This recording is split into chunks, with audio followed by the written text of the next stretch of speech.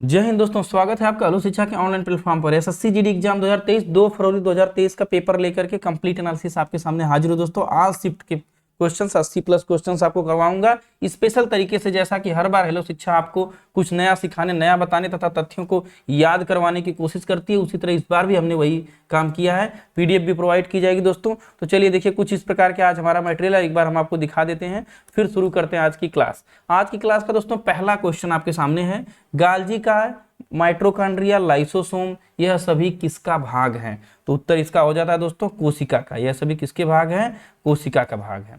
कुछ मैंने कोशिका संबंधित यहाँ पर दोस्तों डेटा लगा रखा है, ग्राफिकल डेटा, ताकि आपको याद हो जाए अच्छे से। हमारा हमेशा यही उद्देश्य रहता है कि एक्स्ट्रा फैक्ट, एक्स्ट्रा डेटा आपको दें, जिससे कि आपकी परीक्षा में जो भी प्रश्न है उनको आप आसानी से हल कर पाएं। ये देखिए, कोशिका का सबसे महत्वपूर्ण भाग केंद्रक, केंद्रक आपके सामने है। गाल्जी का है यहाँ पर कोशिका। माइटोकॉन्ड्रिया, जिसे पावर हाउस ऑफ द कोशिका कहा जाता है, सेल कहा जाता है, वो। रिक्तिका, वैक्यूल्स जो है वो भी यहाँ पर आप देख सकते हैं। अंतःस्रावी जो है प्रदब्बी जलिका यहाँ पर है। तारकाय जो है, इसके बाद लाइसोसोम का चित्र यहाँ पर है, और जो प्लाज्मा मेम्ब्रेन है जो कोशिका को कवर करके रखती है। सारे एलिमेंट्स आपके सामने हैं दोस्तों। देखिए कोशिका के इतने भाग हैं आज की परीक्षा में। गाल्जी का है, और यहाँ ये वाला जो है गाल्जी का, यहाँ पर जो दिया है गाल्जी का है, और माइटोकॉन्ड्रिया और लाइसोसोम को पूछा था। बाकी इन सभी को आप जो है याद रखेंगे अच्छे से। सारे इमेजेस आपके सामने इसी तरह से लगे मिलेंगे। विश्लेषण पसंद आता हो तो चैनल पे नए हैं तो सब्सक्राइब जरूर करें दोस्तों। आप लोग वीडियो देखते हैं लेकिन सब्सक्राइब बहुत कम करते हैं। सपोर्ट दें हमें भी, ऐसा कंटेंट। मैं जो है 40 शिफ्ट का कंप्लीट पेपर लाया है दोस्तों मैंने, और अभी मैं कंप्लीट शिफ्ट का जो है लगभग अभी तक जितने भी शिफ्ट हुए हैं पीडीएफ वाइज उसको भी लाने की कोशिश आपके लिए कर रहा हूँ। जल्द ही आपको 1-2 दिन में वो प्रोवाइड कर दिया जाएगा। ये देखिए, गंगा नदी कहाँ गिरती है? अपवाह तंत्र। अब इसमें मैं आपको पूरा कंप्लीट गंगा नदी अपवाह तंत्र बता देता हूं। तो पहले तो प्रश्न का उत्तर जो है, बंगाल की खाड़ी में, बे ऑफ बंगाल में गंगा नदी गिरती है। गंगा नदी तंत्र का संक्षिप्त वर्णन जो है मैं आपको देता हूं यहाँ पर। ये देखिए दोस्तों, यहाँ से गंगा नदी जो है भागीरथी, जो गोमुख ग्लेशियर आपका है उत्तरकाशी गंगोत्री से, यहाँ से गंगा नदी निकलती है। और देवप्रयाग, कल मैंने पंच प्रयाग के बारे में कल के विश्लेषण में रोजाना का विश्लेषण आपके सामने रखा हूं दोस्तों। अगर आपका कोई छूट गया है तो प्लेलिस्ट में जाकर के आप जो हमारे चैनल की प्लेलिस्ट जो एसएससी जीडी जो पूछे आए हुए प्रश्नों की जो प्लेलिस्ट है उसमें देख लें। और ये देखिए, इस तरह से स्पेशल जो है डेटा आपके सामने रख रहा हूं, भागीरथी नदी। और इसके बाद देखिए, ये वाली जो लाइन आपको दिख रही है मोटी वाली, ये गंगा नदी यहाँ से यहाँ तक के लिए आई हुई है। और यहाँ से जो है संतोपंथ ग्लेशियर जो है, अलकनंदा जो है, यहाँ से जो एरिया है यहाँ से जो है, इसके बाद यहीं पर आपको ब्रह्मपुत्र नदी जो है निकलती है, जिसको जो है तिब्बत में सांपगो कहा जाता है। और इधर से गंगा निकलती है। दोनों मिलेंगी और कैसे गिरेंगी बंगाल खाड़ी में, आइए यहाँ पर हम थोड़ा सा आपको जो है दिखाने की कोशिश करते हैं। तो गंगा यहाँ से दोस्तों आगे चलती है, और जब आगे चलती है तो इसी में गंगा में इधर से आकर के ऊपर से उत्तर से रामगंगा, गोमती, घाघरा, गंडक, बिहार में कोसी, ये सब नदियां गंगा से मिलती जाती हैं। और यहाँ पर इधर से नीचे से अगर पश्चिम से देखेंगे तो चंबल, सिंध, बेतवा, केन, टोंस और सोन, और इधर जो है हुगली। तो ये सब नदियां जो है पश्चिम से जाकर के गंगा नदी जो है गंगा रिवर ड्रेनेज सिस्टम में मिलती हैं। तो इसी क्रम में, और यहाँ यमुना देखिए, ये सब पहले जो है यमुना में मिलती है, और यमुना जाकर के यहाँ पर जो है अटैच होती है। तो ये सब जो है गंगा की कोई नदी, जैसे ये यमुना जो है इसकी सहायक नदी है, और यह यमुना की सहायक है।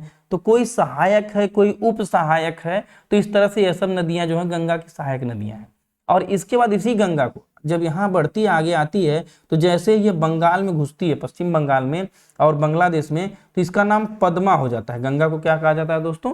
पद्मा कहा जाता है। अब यह भारत की सीमा देखिए, यहीं तक है भारत की सीमा। अब भारत की सीमा से निकलकर यह बंगाल में आती है, और जो है बांग्लादेश में, और बांग्लादेश के बाद इधर से आपकी ब्रह्मपुत्र आ रही होती है। ये देखिए, ब्रह्मपुत्र यहाँ से होते हुए मैप को फॉलो करिए, असम की तरफ से होते हुए जो माजुली द्वीप वगैरह यहाँ पर बनाती है, यहीं पे बीच में माजुली द्वीप है, सबसे बड़ा द्वीप, बनाते हुए और इससे मिल जाती है। जब दोनों मिलती हैं तो पद्मा बनती हैं, और फिर एक संयुक्त जलधारा आगे बढ़ती है, और सुंदरबन डेल्टा, जो पूरे विश्व का सबसे बड़ा डेल्टा, ज्वारीय वन जिसे कहा जाता है, सुंदरबन को आप जिसके बारे में जानते होंगे कि ज्वारीय वन और गरान वन, मैंग्रोव वन, ये सब सुंदरबन के नाम है। जो है सदाबहार वन, तो ये जो है सुंदरबन डेल्टा, यहीं पर जो है गंगा और ब्रह्मपुत्र के मुहाने पर जो है जब ये गिरती हैं, मिलती हैं, तो यहाँ पर बनता है।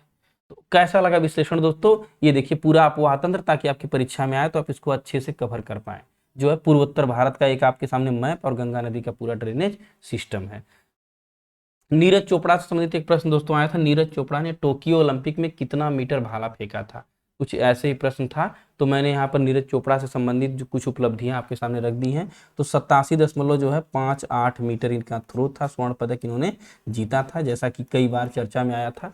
7 अगस्त को खेल दिवस भी मनाया जाता है, सॉरी भाला फेंक दिवस मनाया जाता है। और खेल दिवस की बात आ गई तो खेल दिवस मेजर ध्यानचंद के जो है जन्मदिन पर मनाया जाता है, इसको भी आप जानते हैं। नीरज चोपड़ा का सर्वश्रेष्ठ थ्रो जो है 89 मीटर है, ये भी ध्यान दीजिए यहाँ पर 89 मीटर जो है इनका सर्वश्रेष्ठ थ्रो है, जो इन्हीं का जो है इन्होंने अपने रिकॉर्ड को ब्रेक किया है। 30 जून 2022 को स्वीडन के स्टॉकहोम में डायमंड लीग में ये दर्ज किया गया था। पहले इनका जो है 87.58 मीटर का थ्रो था। तो यहाँ पर टोक्यो ओलंपिक के कुछ हाईलाइट्स दे दिया हूँ, चूंकि अब एसएससी पिछले जो है जो पीछे खेल हुए हैं दोस्तों उनको पूछ रहा है, पीछे की चीज़ों को जब पूछ रहा है तो थोड़ा सा उसको आप देख लीजिए कि ये देखिए वहाँ पर हॉकी टीम आपका कांस्य पदक जीती थी, रवि दहिया कुश्ती में आपके रजत पदक जीते थे, पीवी सिंधु बैडमिंटन में कांस्य पदक जीती थी, नीरज चोपड़ा का जेवलियन थ्रो में स्वर्ण पदक तो था ही आपके सामने, इंडिया ने 1 गोल्ड जीता था, जो बजरंग पुनिया का भी कुश्ती में कांस्य पदक जो है जीता था, लवलीना बोरगोहान जो है बॉक्सिंग में इन्होंने कांस्य पदक जीता था, और मीराबाई चानू भारोत्तोलन में वेट लिफ्टिंग में इन्होंने जो है रजत पदक जीता था, इसको याद रखेंगे। कंप्लीट जो है डेटा आपके सामने है दोस्तों, ध्यान दीजिए इसको। एक महात्मा बुद्ध से संबंधित प्रश्न आया था कि महात्मा बुद्ध का किस पूर्णिमा के दिन महापरिनिर्वाण हुआ था, तो किस पूर्णिमा के दिन हुआ था वो भी प्रश्न आपके सामने है, वैशाख पूर्णिमा के दिन 483 BC में, इसको ध्यान देंगे। तो यह तो रहा प्रश्न। कुछ इससे संबंधित डेटा जो है एक्स्ट्रा आपको जो मैं बार बार देता हूं ताकि आपकी परीक्षा में उससे प्रश्न बने तो आप हैंडल कर पाएं। तो बुद्ध का जन्म कमल और साण का प्रतीक होता है, जो है सिंबल जो बुद्ध का जो उनके जन्म से संबंधित है, तो कमल का दिखना या साण का दिखना बुद्ध के जन्म का प्रतीक माना गया। महान जो है महान प्रस्थान जिसे महाभिनिष्क्रमण कहा जाता है, घर से निकलने की घटना, जब बुद्ध ने गृह त्याग कर दिया तो उसका जो है घोड़ा उसका प्रतीक है। उसके बाद ज्ञानोदय या निर्वाण जिसको कहते हैं, जो है निर्वाण, जब इनको ज्ञान की प्राप्ति होती है तो बोधि वृक्ष के नीचे जो है बोध ज्ञान प्राप्त करते हैं, तो बोधि वृक्ष उसका प्रतीक है। प्रथम उपदेश धम्म चक्र परिवर्तन कहा जाता है, पहिया चक्र उसका जो है प्रतीक है। और सारनाथ जिसका नाम ऋषि पत्तनम भी है, वाराणसी के सारनाथ में दोस्तों अगर आप कभी वाराणसी घूमने जाइएगा तो बहुत गजब की जगह है, वाराणसी के सारनाथ में जो है इन्होंने अपना प्रथम उपदेश दिया था, इसको भी ध्यान देंगे। और मृत्यु इनका जो है स्तूप का परिचायक है, अगर स्तूप है तो इनकी मृत्यु का द्योतक है, परिचायक है। यहाँ पर उसके कुछ इमेजेस, बहुत क्लियर इमेजेस तो नहीं मिल पाए, जो भी मिले आपके सामने रखा हूँ, ध्यान दीजिए। इस तरह से चीजें पूछी जा रही हैं। आज कुछ पैटर्न बदला था दोस्तों, कुछ नई नई चीजें भी पूछी गई थी, हालांकि पिछले पैटर्न से बहुत तो नहीं लेकिन कुछ अंतर था। तो आइए देखते हैं क्या क्या नए प्रश्न है, क्या नया पैटर्न था। एक ये प्रश्न कई बार घुमा फिरा के पूछा, अब इसको देखिए, पश्चिम बंगाल की किस देश से सर्वाधिक सीमा लगती है। तो पश्चिम बंगाल का मैंने आपके सामने यहाँ पर जो है पूर्वोत्तर भारत का मैप रख दिया है, और यहाँ पश्चिम बंगाल यहाँ पर आप देख रहे हैं, ये वाला एरिया पश्चिम बंगाल, कोलकाता जिसकी राजधानी यहाँ से। तो अब इसमें देखिए बांग्लादेश, ये कंट्री आप देख रहे हैं, ये वाली जो सीमा आप देख रहे हैं, तो बांग्लादेश से पश्चिम बंगाल की यहाँ से देखिए, यहाँ से लेकर यहाँ तक सीमा लगती है। तो यह तो सही उत्तर आप लगा देते हैं कि पश्चिम बंगाल की सीमा बांग्लादेश तक लगती है। और उसके बाद अगर देखा जाए तो इधर देखिए जो है, इधर की बात करें तो बिहार से लगती है, इधर झारखंड से लगती है, इसका प्रश्न भी पूछा है, आगे आपको मिलेगा।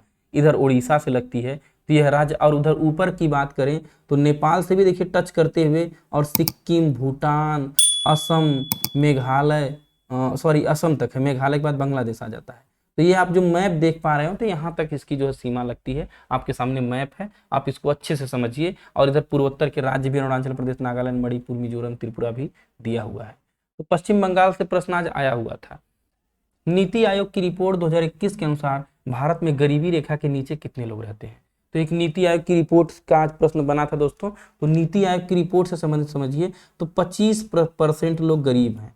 अब ये रिपोर्ट हमें तो बहुत ऑथेंटिक नहीं लगती है, 25% गरीब, हमें 50% गरीब लगते हैं, 25% की बात आप कर रहे हैं।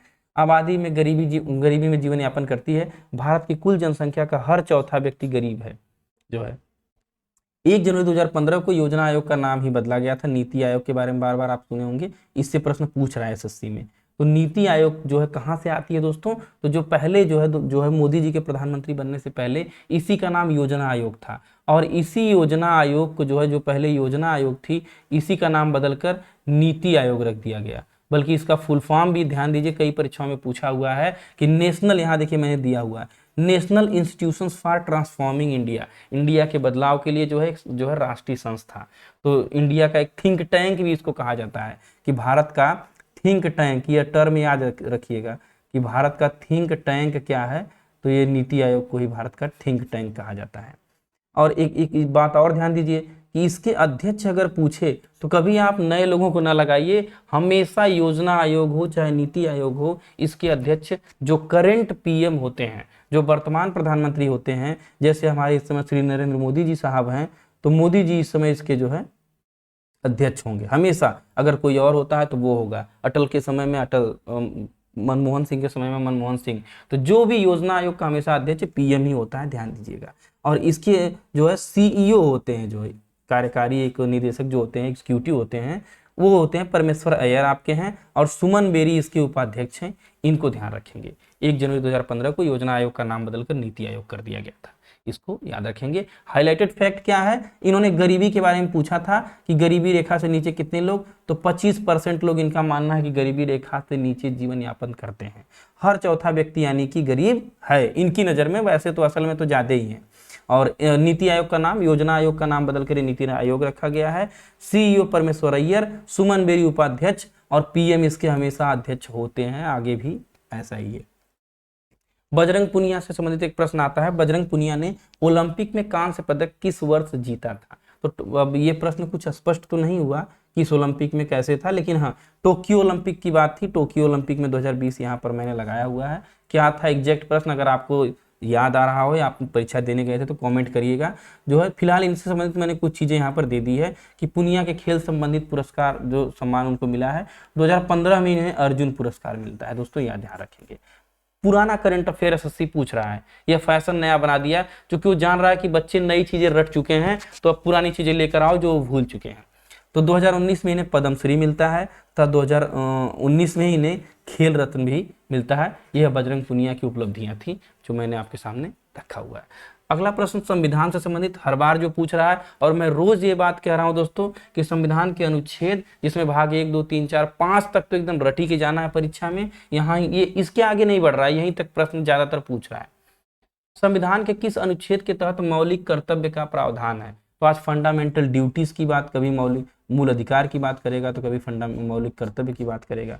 तो मौलिक कर्तव्यों की बात जो है 42वें संविधान संशोधन 1976 द्वारा, ध्यान रखेंगे, सरदार स्वर्ण सिंह समिति की सिफारिश पर संविधान के भाग 4A में अनुच्छेद 51A जोड़ा गया। ए का मतलब बाद में जोड़ा गया, शामिल किया गया, और इसी से मौलिक कर्तव्य जोड़ा जाता है, जो रूस से लिया गया था। ये भी अगर पूछता है कि मौलिक कर्तव्य किस देश से लिया गया था, तो रूस से यानी रूसिया से लिया गया था। पहले इसकी संख्या 10 थी, बाद में 86वें संविधान संशोधन द्वारा 2002 में इसकी संख्या जो है एक और जोड़ा गया, 11 कर दी गई। अब आप पूछेंगे कि क्या जोड़ा गया, तो अनुच्छेद 21(1) जो है 21A जोड़ा गया। अनुच्छेद 21A जो शिक्षा को मूल अधिकार बना दिया गया, कि एजुकेशन हमारी क्या है दोस्तों, फंडामेंटल राइट है, शिक्षा को भी जो है मूल अधिकार बना दिया गया, यह ध्यान रखेंगे। 86वां संविधान संशोधन, टेट सीटेट सुपर टेट में तो हमेशा ये प्रश्न पूछता है कि 86वां संविधान संशोधन अधिनियम 2002 में जो है कौन सा अनुच्छेद जोड़ा गया, तो अनुच्छेद 21 से शिक्षा को मूल अधिकार कर दिया गया। तो इसको ध्यान रखेंगे। एक प्रश्न और भी बनता है कि जब हमारा संविधान बना तो कौन सा भाग उसमें नहीं था, तो यही भाग 4A उसमें नहीं था, यह ध्यान रखेंगे, क्योंकि उस समय जो है यह नहीं था, यह 1976 में जोड़ा गया था, मूल संविधान में यह नहीं था। इसको भी गौर करेंगे जरा सा। मध्य प्रदेश के मालवा में महिलाओं के द्वारा कौन सा नृत्य किया जाता है? मटकी नृत्य किया जाता है दोस्तों। इमेज आपके सामने लगा रखा हूं, देखिएगा, एंजॉय करिए। इस नृत्य में नर्तकियां ढोल की ताल पर नृत्य करती हैं। इस ढोल को स्थानीय स्तर पर मटकी कहा जाता है, इसी को जो है मटकी नृत्य कहा जाता है। चैनल को सब्सक्राइब करें दोस्तों, नृत्य से संबंधित बहुत जबरदस्त वीडियो लाने वाला हूं, आप देखेंगे, आपको सारा कंसेप्ट एकदम याद हो जाएगा हमेशा के लिए। ऐसा ग्राफिकल कंटेंट, मैप आधारित, ट्रिक आधारित, सबका एक कॉम्बिनेशन, थोड़ी सी जो है एक अच्छी क्वालिटी की वीडियो आपके लिए तैयार हो रही है, वह जल्द ही आपको जो है एक आध दिन में उपलब्ध हो जाएगी। तथा चैनल से जुड़े रहिए, आपकी पढ़ाई को आसान कर देना मेरा मात्र उद्देश्य है दोस्तों, कि आप जो भी चीज़ें याद करते हैं वो एकदम आसान हो जाए। अगला प्रश्न आपके सामने है, पश्चिम बंगाल राज्य के साथ किस देश की सीमा सबसे अधिक लगती है? फिर वही है बांग्लादेश की, जो है घुमा फिरा के प्रश्न वही है। वाकाटक, यहाँ पर जो है टाइपिंग मिस्टेक थोड़ी सी हो गई। वाकाटक वंश के संस्थापक कौन थे? तो इस वंश की स्थापना 255 जो है ईस्वी में बिंद शक्ति ने की थी, ये ध्यान रखेंगे। कुछ ऐसे स्टैटिक पूछ दे रहा है एक दो, इनको भी थोड़ा देखेंगे। ये एनडीआरएफ के डीजी अभी वर्तमान में कौन है? तो डीजी एनडीआरएफ श्री अतुल करवाल है, इनको ध्यान रखेंगे। आज एनडीआरएफ का प्रश्न उठा दिया था। वैसे रोज कोई न कोई जो है इंडिया की स्पेशल संस्था से संबंधित एक प्रश्न आ रहा है। 22वें विधि आयोग के वर्तमान अध्यक्ष कौन है? तो ये भी प्रश्न कुछ कंफ्यूजन में था। वैसे 22वें विधि आयोग के वर्तमान अध्यक्ष अगर वर्तमान की बात करें तो ऋतुराज अवस्थी थे, इनको ध्यान रखेंगे। उत्तम का विलोम शब्द क्या है? अधम। यमुना नदी की पर्यायवाची भी अभी आपको कवर कराऊंगा, वीडियो में बने रहिए। आगे पर्यायवाची का एक कंप्लीट वीडियो अभी इसी में जो है कम से कम आपको जो है 10 से 15 पर्यायवाची एकदम कवर करा दूंगा। यमुना को जो है जमुना कहा जाता है, सूर्यसुता कहा जाता है, कृष्णा, अर्कजा, रवितनया, कालिंदी, अर्कसुता यमुना की पर्यायवाची है। पश्चिम बंगाल राज्य जो है किस राज्य, अब यहाँ पर देखिए प्रश्न घुमाया है, आपको लग रहा होगा कि ये कही है, भले इमेज एक ही है लेकिन प्रश्न क्या घुमा दिया है। पश्चिम बंगाल राज्य किस राज्य के साथ सर्वाधिक सीमा बनाता है? अगर देश की बात करें तो बांग्लादेश हमने ऑप्शन सही किया था। अगर राज्य की बात करें तो इधर बगल में देखिए झारखंड है, इसके साथ देखिए यहाँ से लेकर के यहाँ तक सीमा साझा कर रहा है, यह ध्यान देंगे पश्चिम बंगाल। आज जो है पेपर बनाने वाले का मूड लग रहा है पश्चिम बंगाल की तरफ घूम गया था, कुछ ज्यादा ही पश्चिम बंगाल से फैक्ट लेकर चले आए। नाको चने चबाना मुहावरे का अर्थ क्या होता है? इसका अगर आप तुरंत लिखिए, आपको जरूर पता होगा। बोलते हैं ना कि नकुरा चना चबाए दिए, भोजपुरी में भी इस मुहावरे को बोला जाता है। तो नाको चने चबाना मुहावरे का अर्थ क्या होता है? आप कमेंट सेक्शन में यह प्रश्न मैं आपके लिए छोड़ता हूं। साइना नेहवाल किस राज्य से संबंधित है? तो साइना नेहवाल जो है हरियाणा से संबंधित है दोस्तों। अगला प्रश्न आपका आता है नेताजी सुभाष चंद्र बोस से संबंधित, कि सुभाष चंद्र बोस स्टेडियम कहाँ स्थित है? तो जो है हैलाकंदी असम में सुभाष चंद्र बोस स्टेडियम है। कुछ आइए स्पेशल फैक्ट जो है जहां से बार बार जो है सुभाष चंद्र बोस का प्रश्न पूछता है, उनसे संबंधित प्रश्न आते हैं, उनको देख लेते हैं। 23 जनवरी को पराक्रम दिवस मनाया जाता है, ध्यान रखिए। यह जो है हमारे सुभाष चंद्र बोस जी का हैप्पी बर्थडे है, जन्मदिन है। बोस द्वीप की बात करें तो अंडमान निकोबार में बोस द्वीप है, बोस आइलैंड है, इसको भी ध्यान रखेंगे। सुभाष चंद्र बोस राष्ट्रीय खेल संस्थान पटियाला में है, ध्यान देंगे। यहाँ पर एक जो है नेताजी सुभाष चंद्र बोस अंतर्राष्ट्रीय हवाई अड्डा कोलकाता में है, जिसकी फोटो मैंने यहाँ पर लगा रखी है। यह देखिए नेताजी सुभाष चंद्र बोस इंटरनेशनल एयरपोर्ट कोलकाता, इसको ध्यान रखेंगे। तो इनसे संबंधित ये फैक्ट याद रखेंगे। 23 जनवरी अंडमान निकोबार द्वीप का नाम जो बोस द्वीप कहा किया गया, पटियाला में जो है राष्ट्रीय खेल संस्थान इनके नाम से है। नेताजी सुभाष चंद्र बोस अंतर्राष्ट्रीय हवाई अड्डा कोलकाता में, इनको याद रखेंगे, परीक्षा में पूछ रहा है बार बार।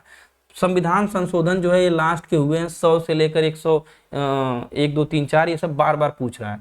101वां संविधान संशोधन इस बार देखिए पूछ दिया था। तो 101 रुपए का जो है आप कहीं पर जाते हैं तो 101 रुपए किसी को उपहार के रूप में देते हैं और उसे लेकर वह खाना पीना खाता है, तो वह ध्यान रखेंगे। उसी से जो है अपना ट्रिक बना लेंगे कि गुड्स एंड सर्विस जो जीएसटी, खाने पीने पर भी जीएसटी लग चुकी है, तो इसलिए जो है 101 रुपया यानी 101वां संविधान संशोधन जीएसटी बिल जो है से संबंधित है, याद रखेंगे। 1 जुलाई 2017 को पूरे देश में एकमात्र मूल्य वर्धित कर लगाने का प्रस्ताव था और पास भी हुआ।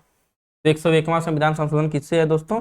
जीएसटी से। आज के बाद ये नहीं भूलेगा, जान लीजिए कि किसी को अगर दान देते हैं जब हम, या दहेज या दहेजा जो है देते हैं जाते हैं, तो 101 रुपये देते हैं ना, 101 रुपये 102 ऐसे देते हैं, तो 101 याद रखेंगे कि 101 रुपया देते हैं और भोजन वहाँ पर हम करते हैं, तो हमें वो याद हो जाएगा कि एक भोजन की बात करें 101 रुपया।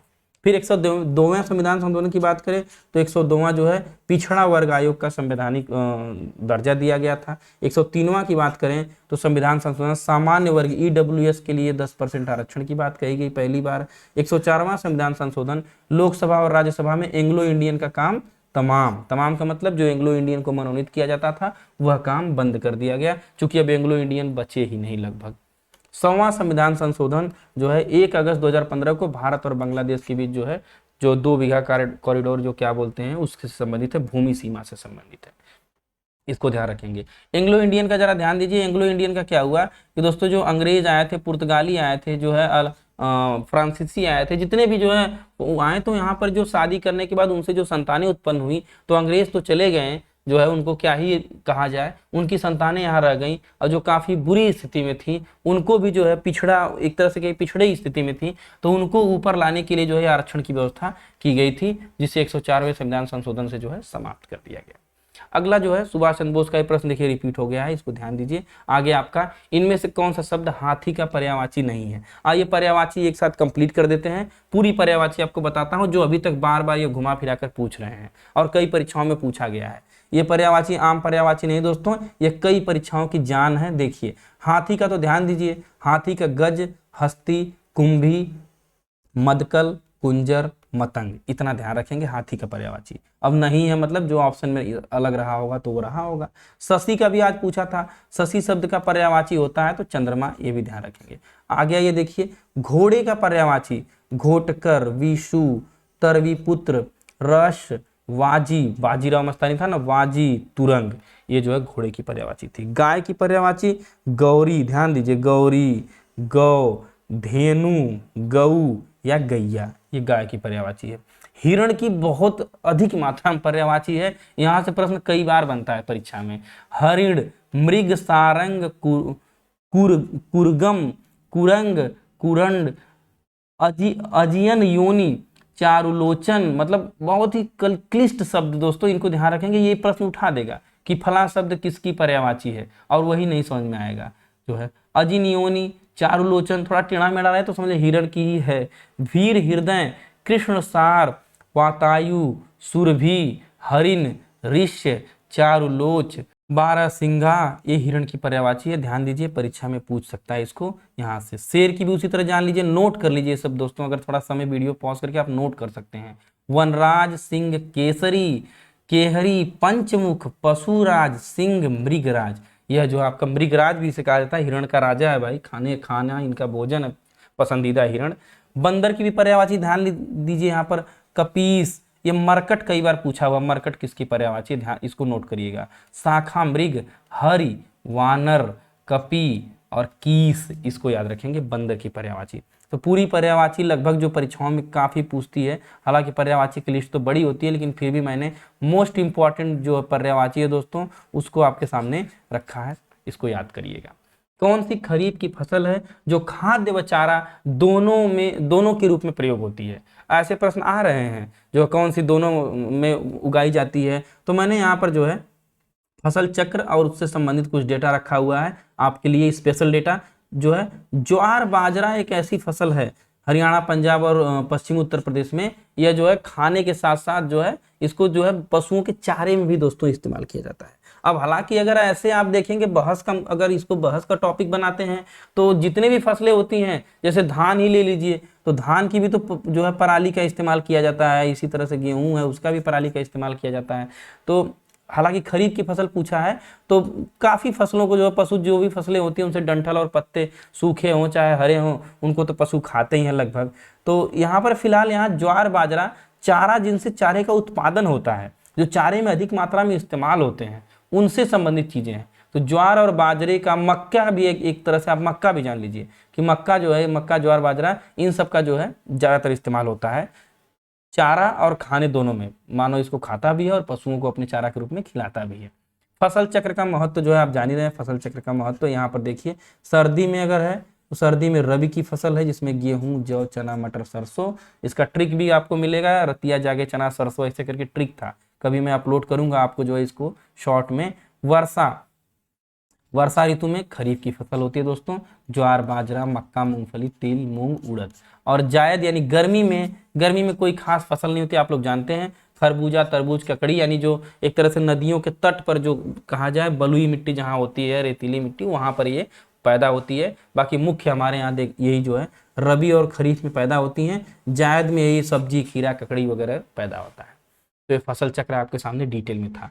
वीडियो पसंद आ रहा हो तो एक बार लाइक करें, चैनल पर नए हैं दोस्तों तो सब्सक्राइब करके अपना सपोर्ट दें। मैं आपके लिए ऐसा स्पेशल कंटेंट रेगुलर और लगातार लाता रहूंगा। एसएससी जीडी ही नहीं, आपकी आने वाली सभी भर्ती परीक्षाओं के लिए मैं विश्लेषण लाऊंगा, और स्पेशल विश्लेषण, और आपकी स्टैटिक टॉपिक्स को आसान करने के लिए हमारी टीम लगातार ऐसे कंटेंट तैयार कर रही है, वो अपलोड किए जाएंगे। जैसे जनगणना का मैंने अपलोड किया हुआ है, कुछ अनुच्छेदों का अपलोड किया हुआ है, जो आपकी पढ़ाई में चार चांद लगाता रहेगा। अपना उल्लू सीधा करना मुहावरे का सही अर्थ है, बिल्कुल सही, गजब का मुहावरा आज इन्होंने दे दिया है, अपना काम निकालना। कुछ दोस्त होते हैं ना दोस्तों, जब उनको आपकी फाइल चाहिए, नोट्स चाहिए, या कोई प्रोजेक्ट चाहिए, आपका मटेरियल चाहिए, बुक चाहिए, तो खूब आपके आगे पीछे आपकी तारीफ करेंगे, और बाद में काम होने के बाद अपना उल्लू जब उनका सीधा हो जाएगा तो बोलेंगे भैया नमस्ते, हम तुम्हें नहीं कुछ समझते। चलिए, सीबीडीटी, इसके बारे में देखिए, central board of direct taxes. CBDT के वर्तमान अध्यक्ष कौन है? तो नितिन गुप्ता जो है इसके वर्तमान अध्यक्ष हैं। इसका फुल फॉर्म अगर आता है परीक्षा में, फुल फॉर्म से पूछा है कई बार, central board of direct taxes, इसको ध्यान रखेंगे। सीबीडीटी के वर्तमान अध्यक्ष Nitin Gupta, central board of direct taxes. Ashok ने अपना राज्याभिषेक कि किस वर्ष कलिंग युद्ध किया? तो कलिंग युद्ध से संबंधित आइए कुछ डेटा देखते हैं आपको। चक्रवर्ती सम्राट अशोक ने अपने राज्याभिषेक के 8वें वर्ष जो है, यानी 261 ईसा पूर्व में कलिंग पर आक्रमण कर दिया था। कलिंग के राजा जो है उसको पराजित किया, ये भी आप जानते हैं। उसके बाद उनका हृदय परिवर्तन हो गया, बौद्ध धर्म अपना लिया, धम्म नीति पर आने लगे। 13वां शिलालेख एक बहुत फेमस है, एसएससी ने कई बार पूछा है, तो थोड़ा उससे संबंधित कुछ चीजें मैं आपके सामने रख दूं कि अशोक के राज्याभिषेक के 8वें वर्ष बाद कलिंग विजय का उल्लेख इसी 13वें शिलालेख में मिलता है। इसी में हृदय परिवर्तन उनका होता है, और सीमावर्ती 5 राज्य में यूनानी राज्यों का, जो 5 यूनानी राज्य थे, उनका उल्लेख मिलता है। अशोक ने अपने उत्तराधिकारी यानी अशोक के बाद जो लोग आने वाले थे, इसी में धम्म विजय की बात कही। मैंने कहा कि अब तलवार से काम नहीं होगा, प्यार से काम होगा, अब धम्म नीति पर चलेंगे, मतलब पूरा कांड कर लिए तो धम्म विजय पे आ गए। और ये आपको लग रहा होगा कि क्या लगा दिए इमेज, बहुत अच्छा नहीं लग रहा है, क्योंकि ये इमेज जो है 13वें शिलालेख का ही मुझे मिला है, तो मैंने आपको लगाया। आपने 13वां शिलालेख बहुत बार पढ़ा होगा, आज पहली बार आप देख भी लीजिए। पढ़ने की कोशिश मत करिएगा इसमें क्या लिखा है, पढ़ पाएंगे नहीं, मैंने भी देखा लेकिन समझ में आ नहीं रहा है। चलिए आगे चलते हैं। प्लास्टर ऑफ पेरिस का रासायनिक सूत्र क्या है? CaCO4 हाफ H2O, POP का रासायनिक सूत्र है। केमिस्ट्री वाले को तो बल्ले बल्ले लगा दिए होंगे, बाकी लोग को थोड़ा टफ लगा होगा। वाशिंग सोडा का रासायनिक सूत्र क्या है? Na2CO3 सोडियम कार्बोनेट, ध्यान रखेंगे। एक बार बार आपको जो है धावन सोडा और खाने वाला सोडा, सोडियम कार्बोनेट और सोडियम बाई कार्बोनेट, इसके बारे में आप जानते होंगे कि सोडियम कार्बोनेट और एक होता है सोडियम बाई कार्बोनेट।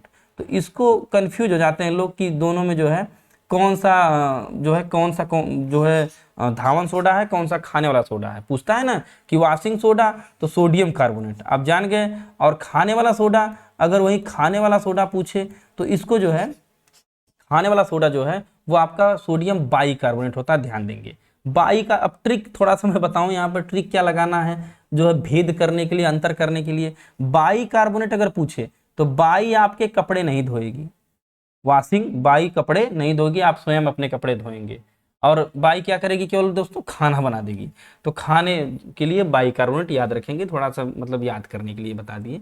हाँ ये देखिए बहुत अच्छा आपके सामने डेटा मैं रख रहा हूँ, इसको याद करिएगा। ये प्रश्न पूछ रहा है तो थोड़ा सा इसको देख लीजिए। ये सारे प्रश्न एसएससी ने पूछा था, जो भी इनके बदल बदल कर जो है ये फार्मूला पूछ रहे हैं, सबका डेटा आपको दे दिया, नोट कर लीजिए। नमक का NaCl हो गया, यहाँ पर नमक का सूत्र जो है। जल का H2O, सुहागा का Na2B4O7, 10H2O तो थोड़ा लंबा है। हाइपो का भी देख लीजिए, यहाँ पर जो है Na2S2O3, 5H2O, वाटर गैस का H2+CO, लॉफिंग गैस, इसको ध्यान, जो इंपॉर्टेंट है मैं उसको सर्किल में कर दे रहा हूँ, जिनको पूछ रहा है बार बार। ये देखिए ये वाला भी पूछ रहा है बार बार, और यहाँ पर वाटर गैस का भी H2+CO पूछ रहा है। लूनर कास्टिक AgNO3, ध्यान दीजिए। चूने का पानी CaOH2, ये इंपॉर्टेंट है। सिंदूर Pb3, जो शीशे की मात्रा होती है तो लेड का प्लम्बम होता है, तो Pb3O4 यहाँ पर है। चूहे को जो विष दी जाती है वो जिंक उसमें होता है, आप जानते हैं, ZnPb2 होता है। गोबर साल्ट Na2SO4 होता है दोस्तों। शोरा KNO3 उसका सूत्र होता है। प्रोड्यूसर गैस जिसको कहते हैं N2CO होता है। हाइड्रोजन पेरोक्साइड H2O2 होता है। झूठा सोना पूछा था, ये भी देख लीजिए इंपॉर्टेंट है। झूठा सोना FeS झूठा सोना होता है। कैमोलम जो है, कैमोलम की बात करें तो Hg2Cl2, पूरा सूत्र आपके सामने रख दिया हूं, आपको मजा आ जाएगा, इसको नोट करिएगा, परीक्षा में आने वाले हैं सूत्र जो है, जो कई बार पूछे हैं। राज्य के महाधिवक्ता की नियुक्ति कौन करता है? तो राज्य का राज्यपाल, अनुच्छेद 165 के तहत, याद रखिए, राज्य के राज्यपाल जो है महाधिवक्ता की नियुक्ति करता है। वैसे जितने भी बड़े बड़े पद हैं, ये एक आप अपने मन में कॉन्सेप्ट बना लीजिए, हालांकि सबके लिए तो नहीं कह सकते, लेकिन एक मोटी मोटा जान लीजिए कि अगर जो है सेंट्रल का, माने अगर केंद्र की बात करें तो केंद्र में बड़े पदों पर, चाहे वो सीजीआई आपके हो गए, चाहे वो आपके जो है कोई आईबी वगैरह के प्रमुख हो गए, चाहे वो आपके जो है मान के चलिए कि महान्यायवादी हो गए, इस तरह के जो बड़े बड़े पद हैं उनको राष्ट्रपति नियुक्त करता है, अटॉर्नी जनरल। तो उन पदों पर जो है राष्ट्रपति नियुक्ति करता है, और राज्य के जो बड़े बड़े पद हैं उन पदों पर राज्यपाल नियुक्ति करता है। थोड़ा सा इसको आप ध्यान रखेंगे। महाधिवक्ता राज्य का सबसे बड़ा विधिक अधिकारी होता है, जिस प्रकार जो है केंद्र का महान्यायवादी। तो अनुच्छेद, अगर महान्यायवादी का भी प्रश्न कई बार पूछा है, महान्यायवादी अनुच्छेद 76 में आर वेंकट रमणी वर्तमान में है, इनको ध्यान रखेंगे। तो सबका अनुच्छेद और उससे संबंधित डिटेल आपको एक्स्ट्रा फैक्ट में देने का तात्पर्य सिर्फ यही है कि ऑप्शन नहीं मिल पाते हैं, प्रश्नों से संबंधित कुछ क्लू मिलता है दोस्तों, तो मैं सोचता हूं कि आपको क्या कुछ ही दे दूं कि आपकी परीक्षा में रुकावट ना आए। आप अगर उससे संबंधित कुछ भी डेटा है तो आप जो है पेपर को क्रैक कर पाएं। वीडियो कैसा लग रहा हो, पसंद आ रहा हो तो चैनल को सब्सक्राइब करें, लाइक करें, कमेंट करें तथा अपने दोस्तों तक, जरूरतमंद दोस्तों तक पहुंचाएं। आपका सपोर्ट हमें चाहिए दोस्तों, आपके सपोर्ट के बिना स्टैंड हो पाना मुश्किल है। आप सपोर्ट दीजिए, जो है हम आपको ऐसे क्वालिटी कंटेंट लगातार उपलब्ध कराते रहेंगे। जय हिंद, पढ़ते रहिए।